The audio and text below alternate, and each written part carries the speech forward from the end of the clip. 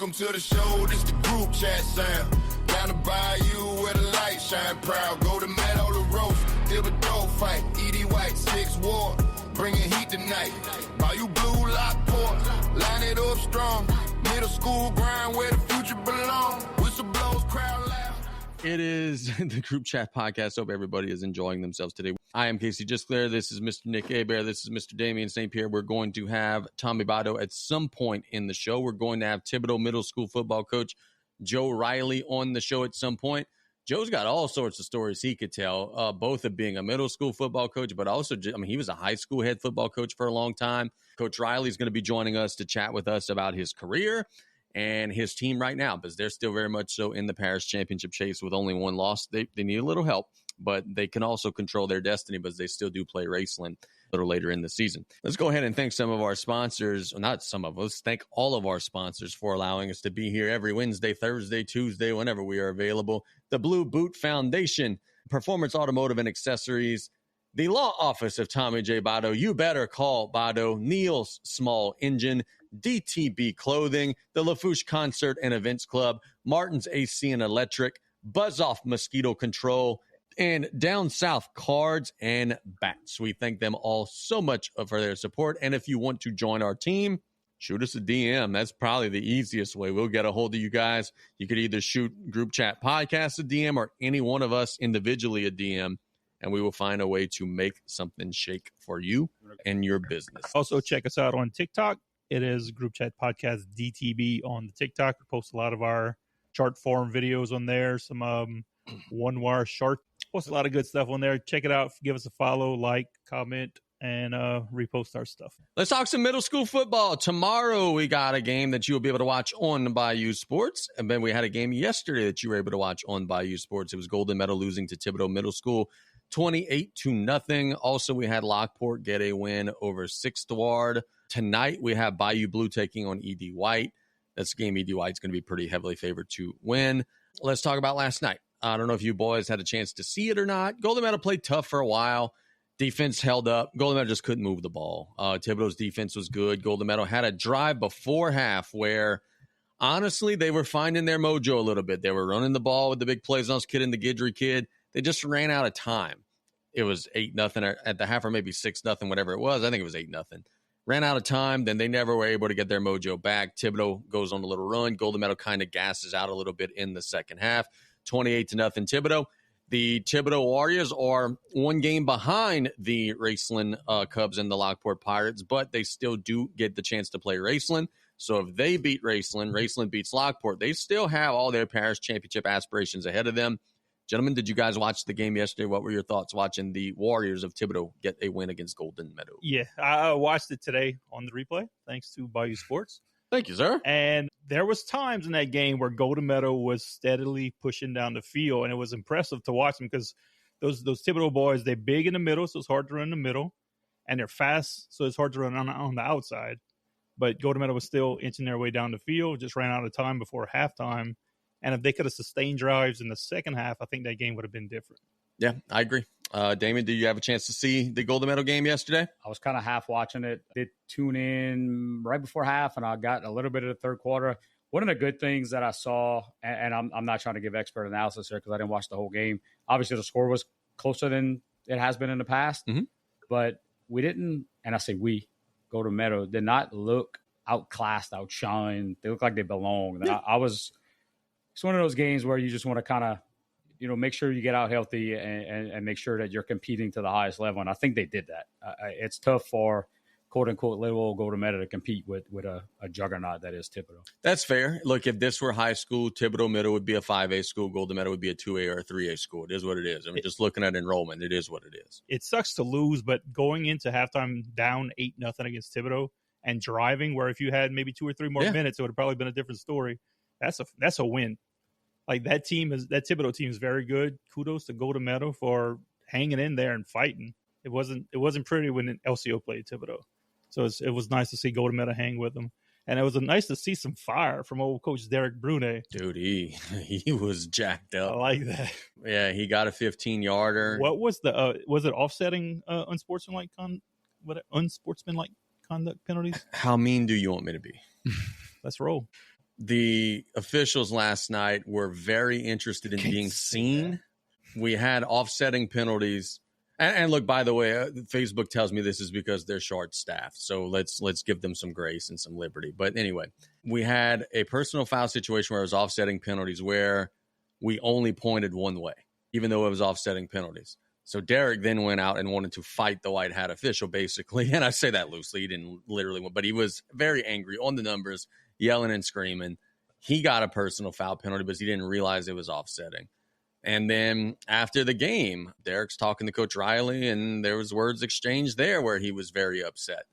And look, man, I don't know how to judge this because I've never been an official, and God knows I don't want to be. But the second half, there was a flag on every play. I get, on one hand, we want to develop kids and teach them how to play, but we also got to teach them how to play within the rules, whatever. But at some point, the game just has no flow because in the second half of that game yesterday, there was a flag on every single play. The first half lasted literally 31 minutes. I timed it. It's on my iPad.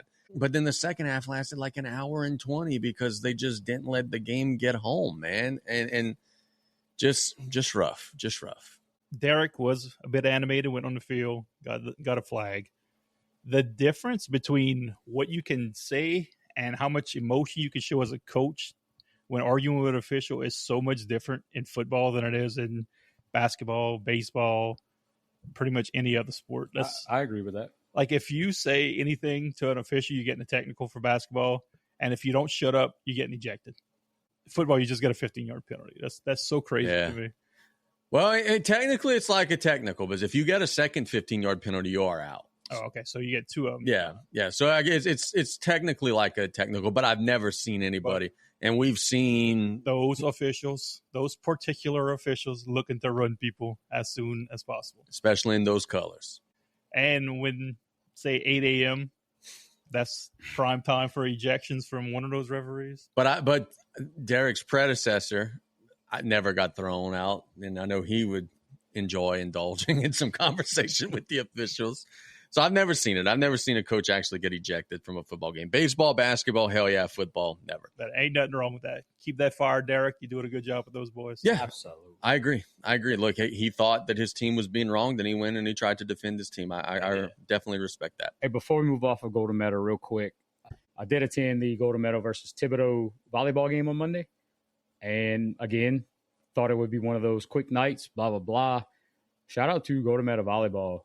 I believe it was the first night I was there. The first set was really close. They were up. Thibodaux came back, grinded it out, and won. Golden Meadow won the second set. And I think our girls maybe were just happy enough with that. Thibodaux obviously not happy enough with that and came away with the third set victory. But really, really, really, really good volleyball game. I'm not a volleyball savant by any stretch of the imagination, but I enjoyed the game. Thibodaux coach was getting pestered by maybe one of the officials that was on the field last night, and she did a tremendous job.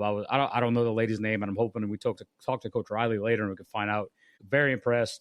Takes a lot for me to go up to another coach from another school and say, hey, you did a fantastic job. Your kids look great. And I did that.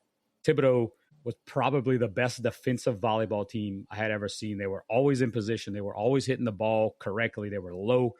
And it was hard to score on them. They did a tremendous job, and I could see why they're going to win the Parish championship. They're undefeated in Parish? That's what I read. Okay, just checking.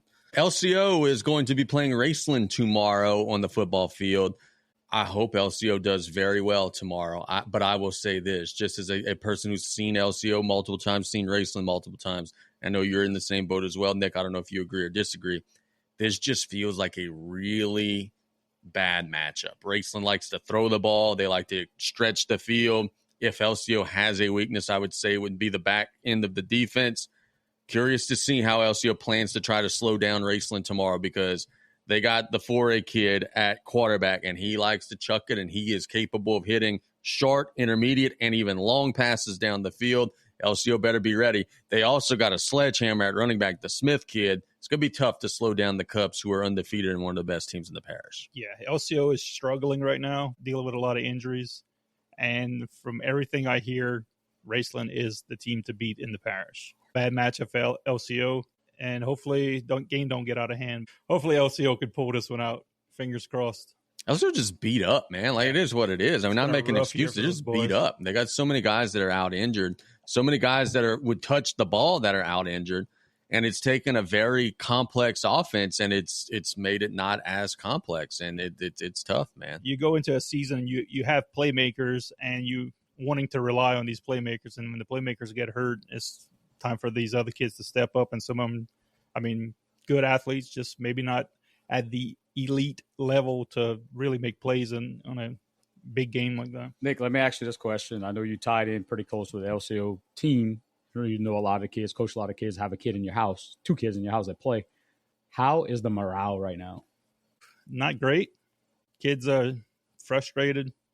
I mean, it's not a coaching situation. Right. It's just that, I mean, some of the guys that carry the bulk of the load can't, like, they're out. So it's hard to move on from there when you're playing against, it seems like every week we play a better team. And we played Edie White last week, but Edie White looked really, really good against us. It's been a rough stretch of the schedule for them, for sure. And it's not getting any easier because we still have Raceland, still have Lockport, and Bayou Blue, I believe. Does this have the game potential to mentally take LCO out of this season? I don't think so. If these kids have been through a lot so far against Thibodaux, against who else we played? Edie White. The Edie White game was bad, but I mean, they're not going to quit. Some kids is just going to fight to the end regardless. We might be outmanned. They might be faster, bigger, and stronger than us, but kids are still going to play their hearts out, and that's all you can really ask from these kids. So Josh had a question. Do you think LCO gets one more win this season? Absolutely. Yes, we got Bayou Blue coming up. At least one. I'm thinking 2. I think it could be Bayou Blue as well. They could be Bayou Blue. The Golden Meadow game is always a toss-up, man. I think Golden Meadow is more equipped this year than ever to handle it, but that one's always a toss-up. That's the old adage of you could throw the records out the books no matter what. Oh, 1,000%. Yeah, absolutely. Those kids know one another so well. It's going to be fun.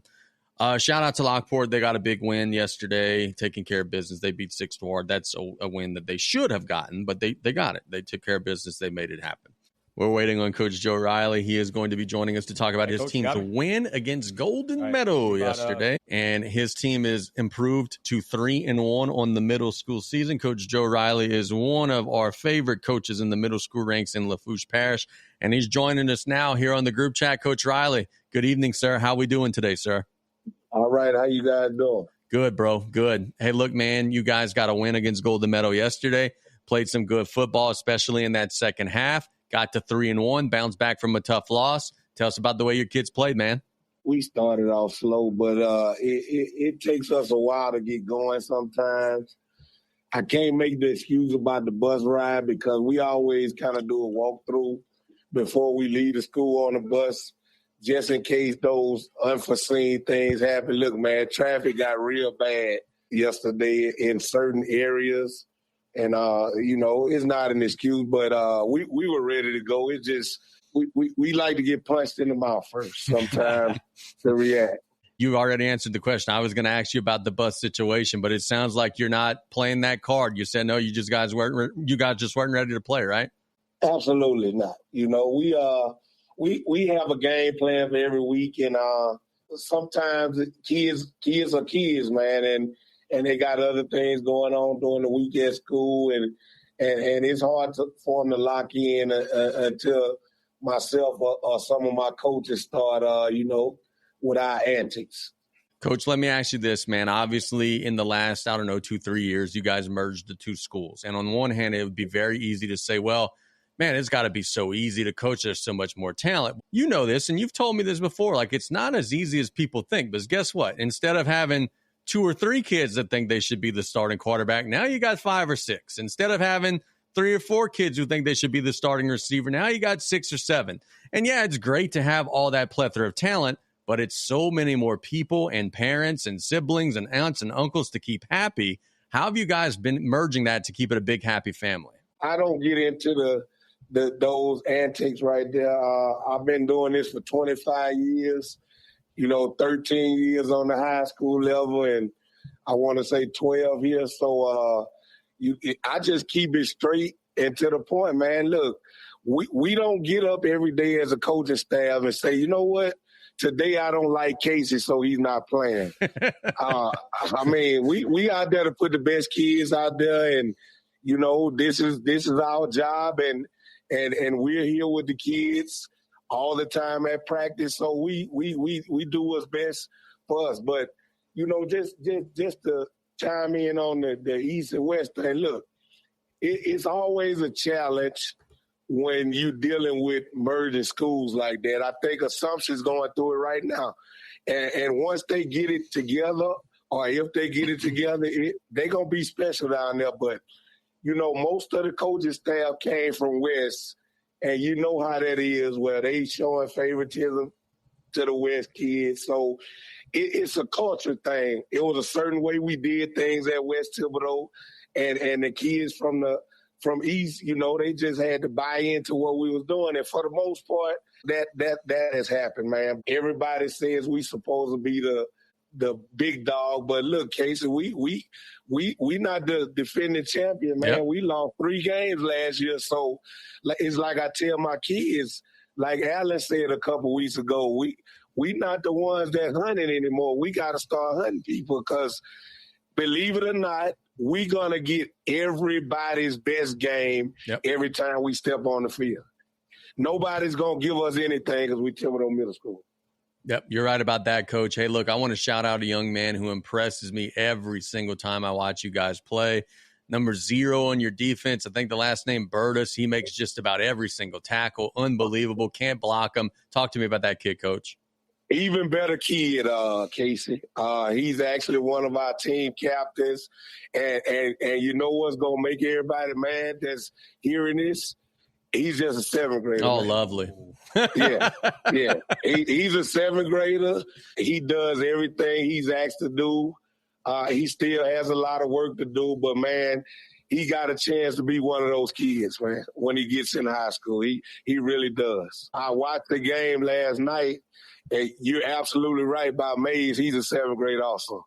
And that was the next question I was going to ask, Coach. A quarterback that's very skilled, quarterback that controls your offense, but he's young, man. Like, there were a lot of situations last night where it would have been easy for him to get rattled. Nope, doesn't faze him, man. Mature beyond his years. I think what helped him, Casey, we got in a situation last year where he had to play as a 6th grader.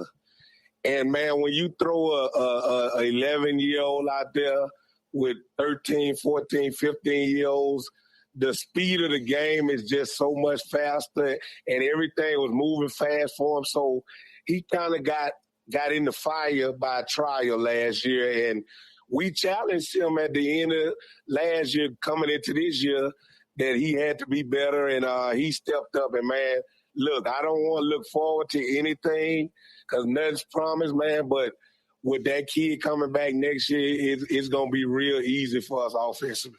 For sure, Coach. Hey, look, Damien was telling us earlier in the show that he was super impressed with you guys' volleyball team, undefeated in parish play.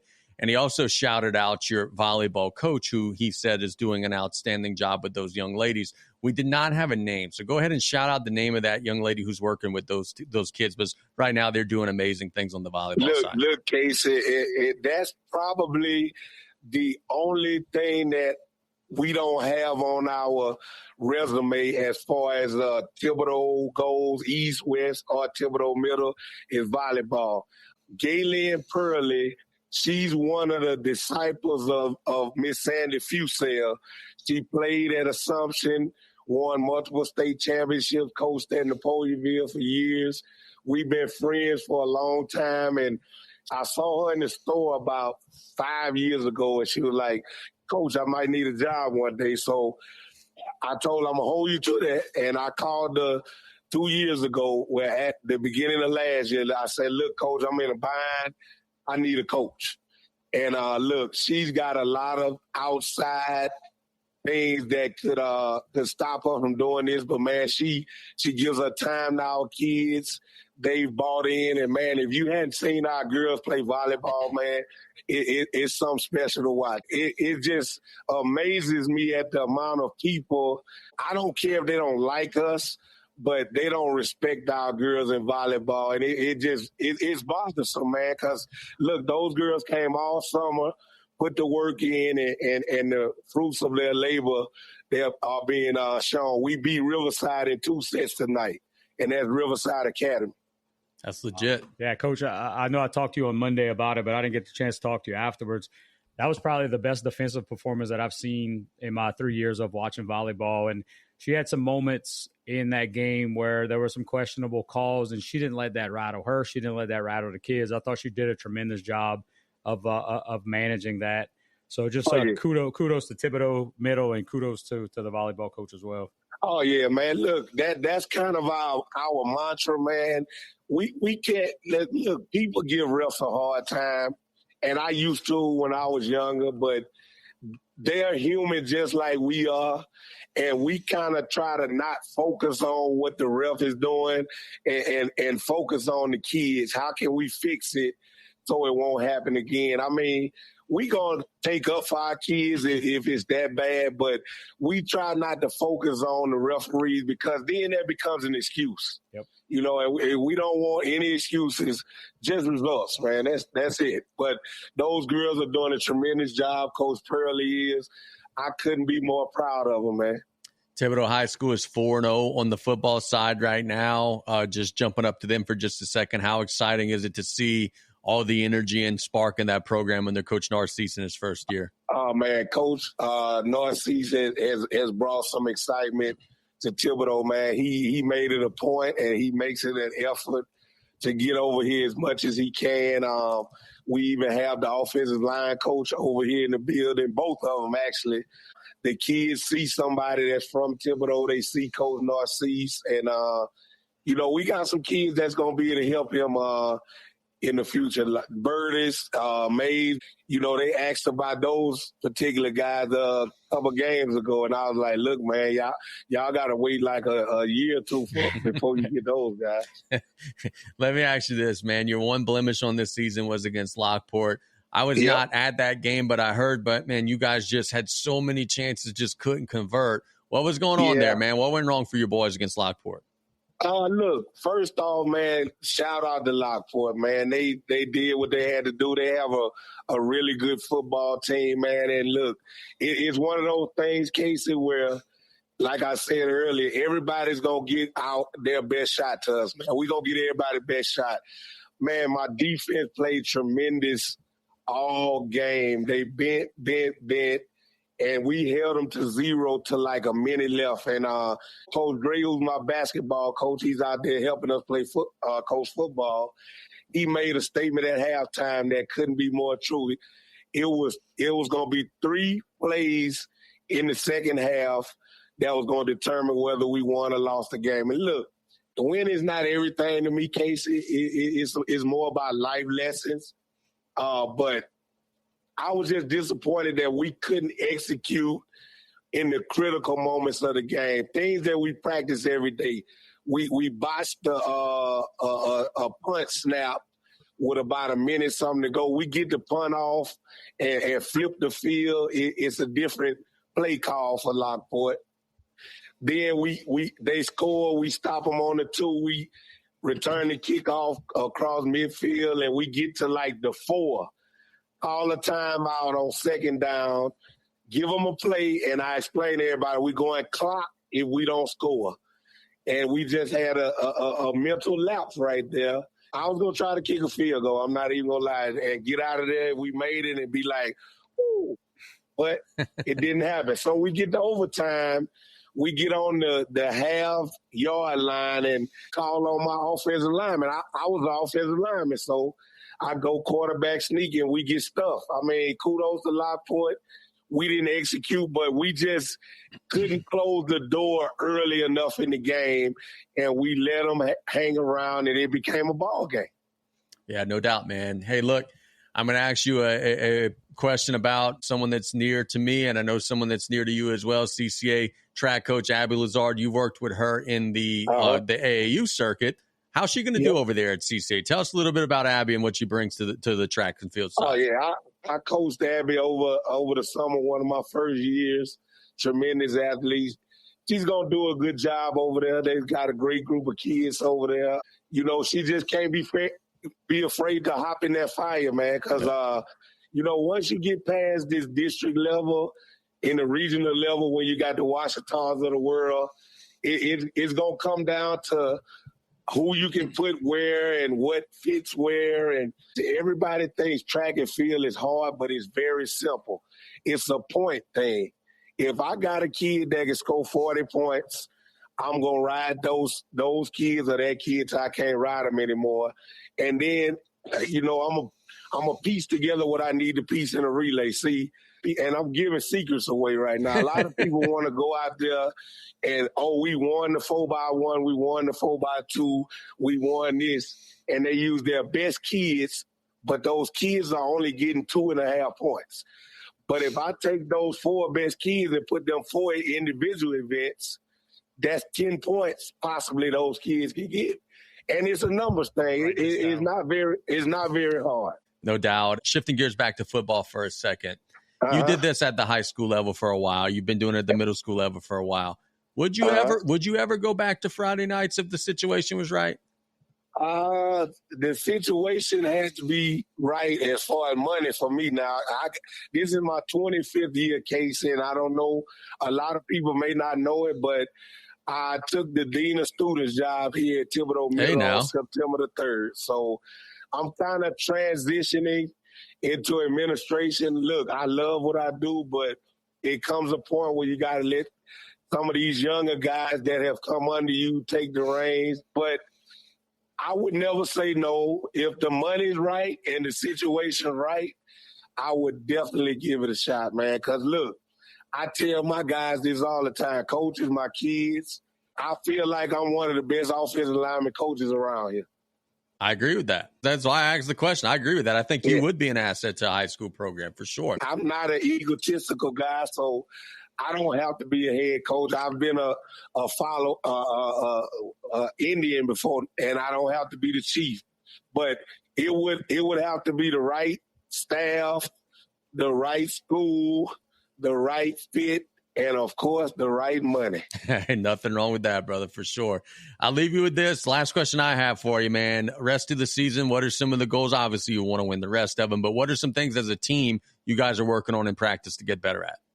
Well, being more physical, that's our mantra.